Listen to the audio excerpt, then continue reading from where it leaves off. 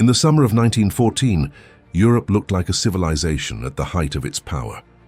Railway lines connected capitals that had never been more prosperous, more interconnected, or more confident in their own permanence.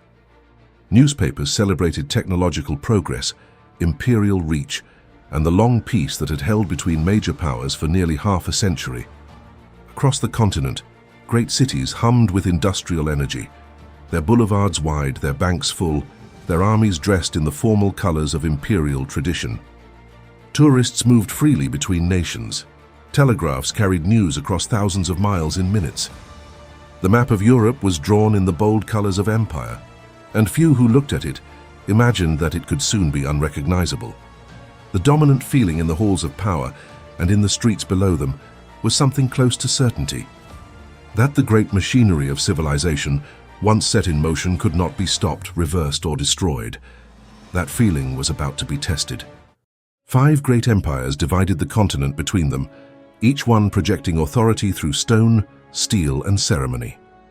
In Berlin, the German Empire under Kaiser Wilhelm II had become an industrial titan, its factories producing more steel than Britain, its military the most technically sophisticated on earth. In Vienna, the Austro-Hungarian Empire stretched across a vast mosaic of peoples held together by dynastic loyalty and bureaucratic tradition. In St. Petersburg, the Russian Empire governed the largest continuous landmass under a single crown, its army vast, if unevenly equipped. In Constantinople, the Ottoman Empire, once the dominant force in the eastern Mediterranean, was contracting slowly, its provinces slipping away, its treasury strained. And across the Channel, the British Empire governed nearly a quarter of the Earth's surface, its navy unmatched, its trade routes spanning every ocean. These were not separate actors, they were neighbors and rivals watching each other through the windows of their palaces. To the southeast of these great powers lay a region that did not fit cleanly into any of their maps.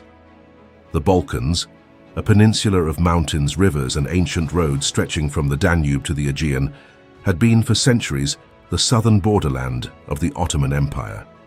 By 1914, that empire was retreating. The First and Second Balkan Wars had pushed Ottoman authority back to a narrow strip around Constantinople. Where Ottoman control had once imposed a kind of enforced stability, its absence now left a volatile patchwork of newly independent states and contested territories. Serbia had emerged from these wars larger and more confident, its army tested, its appetite for further expansion undisguised. Bosnia-Herzegovina, annexed by Austria-Hungary in 1908, sat directly between Serbian ambition and Austro-Hungarian anxiety. The map of the Balkans in 1914 was not a settled map. It was a map waiting to be redrawn.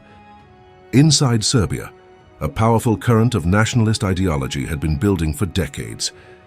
The dream at its center was simple and explosive, a unified South Slavic state that would gather all Serbs, Croats, and Slovens under a single national roof. This vision was celebrated openly in Belgrade's coffee houses and debated in its newspapers, but it was also pursued through more secretive channels. Organizations like the Black Hand, a clandestine network with ties to senior Serbian military officers, operated in the shadows of official government policy. They recruited young men, supplied weapons, and maintained contact with radical nationalist cells across the border in Austro-Hungarian territory. Young men in Sarajevo read nationalist pamphlets, gathered in reading rooms, and passed forbidden texts between each other under dim lamplight. They believed that Austria-Hungary was an occupying power. They were waiting only for the right moment. In Vienna, the leaders of the Austro-Hungarian Empire watched the growth of Serbian nationalism with a fear that was both institutional and existential. The empire was not a nation. It was an arrangement, a multi-ethnic construct held together by the Habsburg dynasty and the calculated management of competing loyalties. Across its territory, more than a dozen distinct ethnic groups lived under Austro-Hungarian rule, each with its own language and its own political aspirations. The fear in Vienna was not simply that Serbia might expand, it was that Serbian nationalism might inspire similar movements among Czechs, Slovaks, Romanians, and Croats. The leadership in Vienna had already concluded that a decisive reckoning with Serbian ambition was not merely possible, It was, in their view, necessary for the empire's survival. What transformed a regional tension into a potential continental catastrophe was the structure of alliances that European diplomacy had constructed over the previous 4 decades. On one side stood the Triple Alliance: Germany, Austria, Hungary, and Italy. On the other stood the Triple Entente: France, Russia, and Britain. These alliances had been designed to provide security through deterrence. The theory was simple. If attacking one power meant fighting all of them, no power would dare to attack. But the same commitments that were meant to prevent war had also created a mechanism by which a single conflict could pull every major power into the same fire simultaneously. Diplomats in every capital understood this in the abstract. When the moment came, the logic of the alliances moved faster than the instincts of the diplomats trying to contain it. Archduke Franz Ferdinand was not a beloved figure. Within the Habsburg court, he was considered difficult, blunt, and independent-minded. He was the heir presumptive to the Austro-Hungarian throne, heir to a dynasty that had governed Central Europe for 6 centuries. In his personal views, Franz Ferdinand was actually more cautious about military adventurism than many of his advisors. He had reservations about a war with Serbia. His wife, Sophie, had been excluded from formal court ceremonies because she was considered below the required social rank for a Habsburg marriage. In the summer of 1914, he agreed to travel to Bosnia to observe military maneuvers. The visit to Sarajevo on June 28th was added to the itinerary. He would not return from it. The date chosen for Franz Ferdinand's visit to Sarajevo was not incidental.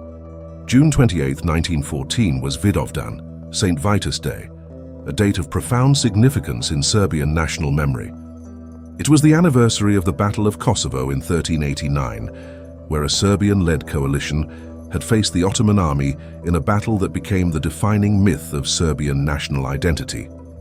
For Serbian nationalists, Vidovdan was not simply a historical commemoration. It was a living wound, a symbol of centuries of struggle against foreign domination. The presence of the Austro-Hungarian heir in Sarajevo on that specific day, walking through Slavic streets in the uniform of an occupying empire, was, to the conspirators, a provocation. Whether the date was chosen carelessly or without full awareness of its symbolic weight, the effect was the same. It transformed the Archduke's visit into a stage. 7 young men were positioned along the route of the Archduke's motorcade on the morning of June 28th. They were mostly Bosnian Serbs, students, idealists, and committed nationalists recruited into a plot organized with the support of Black Hand operatives in Belgrade. They had been provided with weapons, 4 revolvers, 6 grenades, and vials of cyanide to swallow after the deed was done. Their plan was thorough. The first conspirator to act would strike near the National Bank building. If he failed, the next would try, and then the next after that. The redundancy of the plan reflected the seriousness of their intent, and the ideological conviction that had driven them from the back rooms of nationalist reading societies into the streets. The motorcade left the railway station at approximately 10 in the morning, moving through streets lined with flags and onlookers. 6 automobiles carried the official party, Franz Ferdinand and Sophie in the third car, an open-topped vehicle that gave the Archduke clear visibility and little protection. Along the Appel Quay, the 7 conspirators waited at their positions. At least 2 of them were close enough to act as the motorcade passed. The first, Muhammad Mehmed Bashic, stood near the Mostar Cafe but hesitated as the cars approached and let them pass without throwing his grenade. The second conspirator, Nedeljko Kabrinovic, did not hesitate. He picked up his grenade, activated it, and threw it toward the Archduke's car. The driver saw it coming. He accelerated. The bomb struck the folded-back convertible hood, bounced off, and exploded beneath the following vehicle. The explosion sent shrapnel tearing across the road and into the crowd. Several members of the Archduke's staff were wounded, along with bystanders on the pavement. Kabrinovic, following his orders, swallowed his cyanide capsule and jumped from the bridge into the Miljacka River.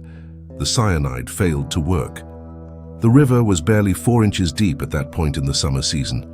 He was pulled out, beaten by the crowd, and taken into custody by police. Franz Ferdinand's car accelerated away from the scene and continued toward the town hall, where the official reception was still scheduled to proceed. At the town hall, he interrupted the mayor's prepared welcoming speech with barely concealed anger. Bombs had been thrown at his motorcade. People had been wounded. After the reception, a decision was made to change the route to visit the wounded at the hospital. That decision would prove fatal. The motorcade set off again from the town hall, intending to take a new route to the hospital to avoid the area where the earlier attack had taken place. But the lead driver had not been fully informed of the change. He turned onto Franz Josef Street, the original planned route, and began driving deeper into the narrow roads. The error was caught almost immediately. General Potiorek called out that this was the wrong road. The driver stopped the car and began to reverse. The automobile stalled momentarily as it turned, and in that pause, that accidental, unplanned, almost absurd pause, the car came to rest almost directly in front of a delicatessen on the corner. Standing just a few feet away, leaning against the front of the shop, was Gavrilo Princip. He had left his position after the failed grenade attack, convinced the plot had collapsed. History, through the wrong turn of a driver, had delivered the Archduke to him. Princip stepped forward. He drew his revolver at close range and fired twice. The first bullet struck Franz Ferdinand in the jugular vein. The second struck Sophie in the abdomen. The car accelerated immediately, racing toward the governor's residence. Count Franz von Harrach described later what he saw in those final minutes. Sophie slumped against her husband. Franz Ferdinand, bleeding heavily, repeated a single phrase in Czech, words that may have been addressed to her: "Do not die." She was dead within minutes. He died shortly after without regaining consciousness. By 11 o'clock in the morning on June 28, 1914, the heir to the Austro-Hungarian throne and his wife were both dead. Gavrilo Princip was 19 years old. The news reached Vienna within hours. The initial response among the Austro-Hungarian leadership was grief, outrage, and almost immediately, strategic calculation. Emperor Franz Joseph, already 83 years old, received the news with the heavy resignation of a man who had outlived too many tragedies. But around him, the foreign ministry and the military leadership moved quickly from mourning to mobilization of a different kind. Chief of Staff Franz Conrad von Hotzendorf had long argued for a punitive military campaign against Serbia. The assassination had simply removed the last political obstacle to action. In the streets of Vienna and Budapest, crowds gathered beneath gas lamps and newspaper offices. Anti-Serbian sentiment ran high. Officials spoke of decisive action, national dignity, and the need to respond with overwhelming force. The diplomatic clock had begun to run. Before Vienna could act against Serbia, it needed assurance from its most powerful ally. On July 5th and 6th, Kaiser Wilhelm II and his Chancellor received the Austro-Hungarian envoy at the German Imperial Palace. The message Vienna was seeking was clear. Would Germany stand behind Austria-Hungary unconditionally, even if military action risked drawing in Russia? The answer came back as a full unconditional guarantee of German support, whatever course of action Vienna chose to take. This assurance, known to historians as the blank check, gave the Habsburg leadership the confidence it needed to proceed with the harshest possible response. The Kaiser departed for his summer cruise aboard the imperial yacht on July 6th, apparently unconcerned. The check had been written. Austria-Hungary was about to cash it. On July 23rd, Austria-Hungary delivered its ultimatum to Serbia. The document contained 10 demands, deliberately composed to be almost impossible for a sovereign nation to accept in full. Serbia was required to suppress anti-Austrian publications, dissolve nationalist organizations, dismiss specific military officers by name, and allow Austro-Hungarian officials to participate in its internal judicial investigation. The document gave Serbia 48 hours to respond. When the Serbian reply came on July 25th, it was a remarkable piece of diplomatic craftsmanship, conciliatory in tone, accepting 8 of the 10 demands either fully or conditionally. The 2 demands rejected related to the direct participation of Austrian officials in Serbian legal proceedings. Vienna had expected and perhaps needed full rejection. Within hours of receiving the Serbian reply, Austria-Hungary declared it unsatisfactory and broke off diplomatic relations. On July 28, 1914, Exactly 1 month after the shots in Sarajevo, Austria-Hungary formally declared war on Serbia.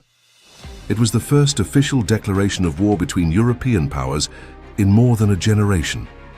The declaration arrived in Belgrade by telegram. Austro-Hungarian artillery began shelling the Serbian capital that evening. The sound of the guns carried across the Sava River into the city, where civilians gathered on the waterfront to watch the flashes on the horizon. In the chancelleries and foreign ministries of the other great powers, the declaration was received with the recognition that a threshold had been crossed. The question was no longer whether a war had begun.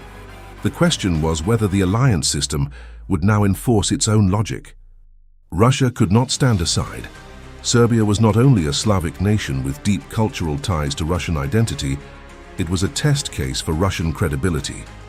If Austria-Hungary could dismember Serbia without consequence, Russia's position across the entire Balkan region would collapse. Tsar Nicholas II, under intense pressure from his military advisors, authorized a general mobilization of the Russian army on July 30th. Hundreds of thousands of men were called to their regiments across vast distances, from Warsaw to Vladivostok, from the Finnish coast to the Caucasus. Trains loaded with soldiers moved through rail junctions that had been designated in mobilization tables, drawn up years in advance. The Russian mobilization, once started, was nearly impossible to reverse without complete administrative collapse.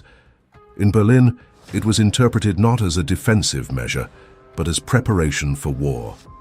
Germany demanded that Russia halt its mobilization within 12 hours. The demand was ignored. On August 1st, Germany declared war on Russia. The diplomatic window that had existed, narrow, crowded with misunderstanding, had now closed entirely. In Paris, French military planners knew that under the Franco-Russian alliance, a German declaration of war against Russia would require France to mobilize in response. French President Poincaré and Prime Minister Viviani were returning by sea from a state visit to Russia when the crisis accelerated past all attempts at management. They received their communications through ship-to-shore telegraphs, reading decoded messages as the world they had departed a week earlier ceased to exist. Germany declared war on France on August 3rd. The map of Europe was about to be redrawn by artillery. Germany's war strategy had been locked into place for nearly a decade. The Schlieffen Plan was predicated on a fundamental geographic reality. Germany faced potential war on two fronts simultaneously, against France to the west and Russia to the east. The plan's solution was a rapid, overwhelming strike through neutral Belgium and into northern France, designed to knock France out of the war within 6 weeks. The plan required violating Belgian neutrality, a neutrality that had been internationally guaranteed since 1839. Military planners in Berlin knew this was a political risk, but the internal logic of the plan admitted no alternatives. Mobilization schedules, railway timetables, and supply calculations had been built around a fixed sequence of movements that could not easily be altered once set in motion. On August 4th, German forces crossed the Belgian frontier. The German violation of Belgian neutrality provided Britain with both the legal justification and the political cover to enter the war. Britain was not formally obligated by the Triple Entente to join France and Russia, but the invasion of Belgium invoked the 1839 Treaty of London, to which Britain was a signatory. Foreign Secretary Edward Grey delivered his speech to the House of Commons on the evening of August 3rd, describing British obligations and the nature of the choice the country faced. The ultimatum to Germany demanding withdrawal from Belgium expired at midnight on August 4th without response. At that moment, Britain and its entire global empire entered the war. Grey reportedly said that evening, watching the gas lamps being extinguished across the street, that the lamps were going out all over Europe and would not be lit again in his lifetime. What had begun in Sarajevo was no longer a European quarrel. Britain's entry meant that its empire, spanning India, Australia, Canada, South Africa, New Zealand, and dozens of colonial territories, was now formally at war.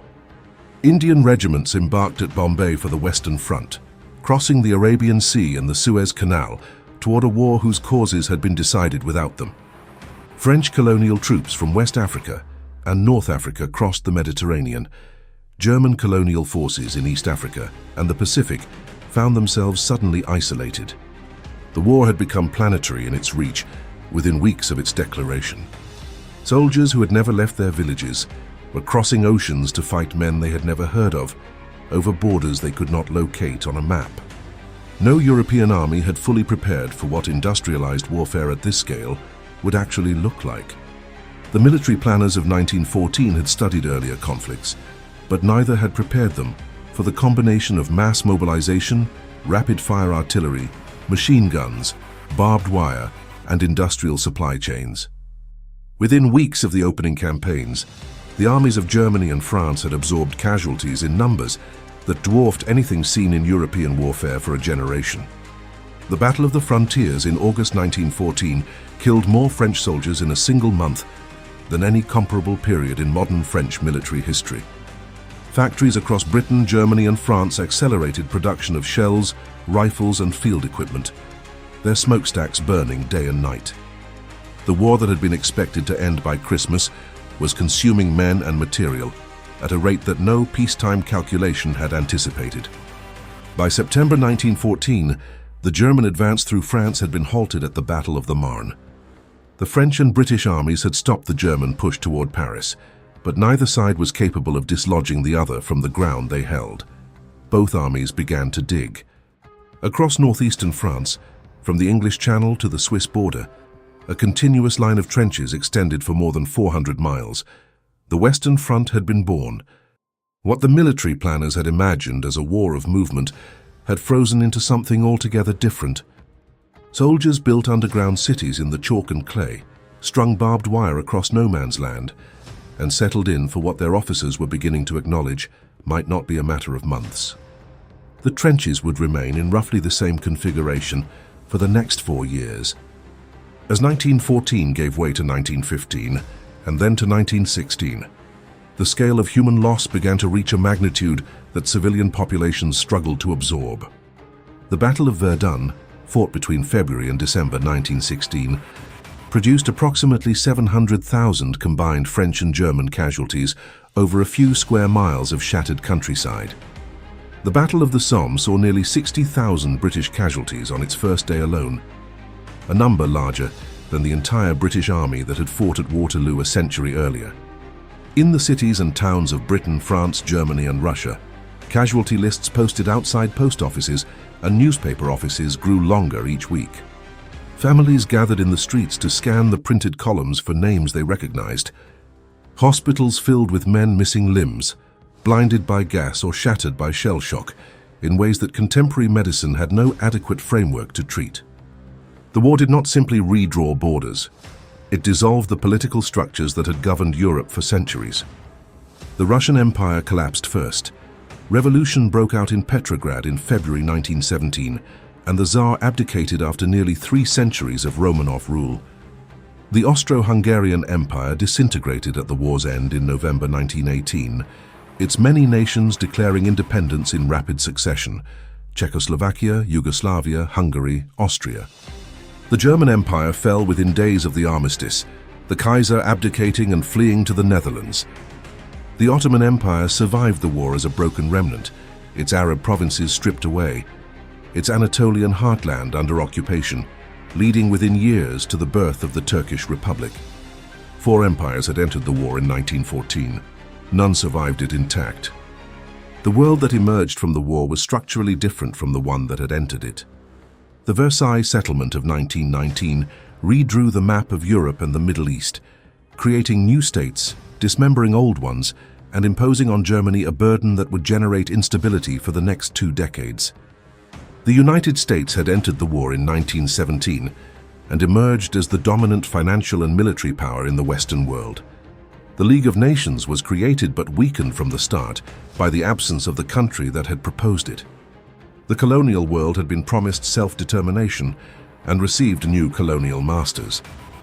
The political geography of the 20th century, its grievances, its ideologies, its conflicts, was shaped directly by decisions made in the years between 1914 and 1919. The war had not only consumed the world of 1914, it had written the template for almost everything that followed. The street still exists, The corner where Franz Josef Street meets the Appel Quay is still there in Sarajevo, renamed as most things have been. There is a small plaque. There is a museum. There are footsteps marked in the pavement where Gavrilo Princip stood. Tourists photograph the plaques and move on as tourists do. But standing there, it is possible to feel the particular weight of places where history changed direction, not through the gathering of armies, but through the stopping of a car. The machinery of 1914, its alliances, its mobilization tables, its miscalculations, was vast, but it required a trigger. It required that specific street, that specific morning, that specific wrong turn. And once the trigger was pulled, the machinery moved with a force that no individual and no government proved capable of stopping. I am Victor. History often appears inevitable when we look backward. But on that June morning in Sarajevo, it was only a street corner, and a moment when the machinery of empires had not yet begun to move. 2 gunshots were enough to start it. Want to explore more stories like this? Subscribe to the channel and stay tuned for the next episodes.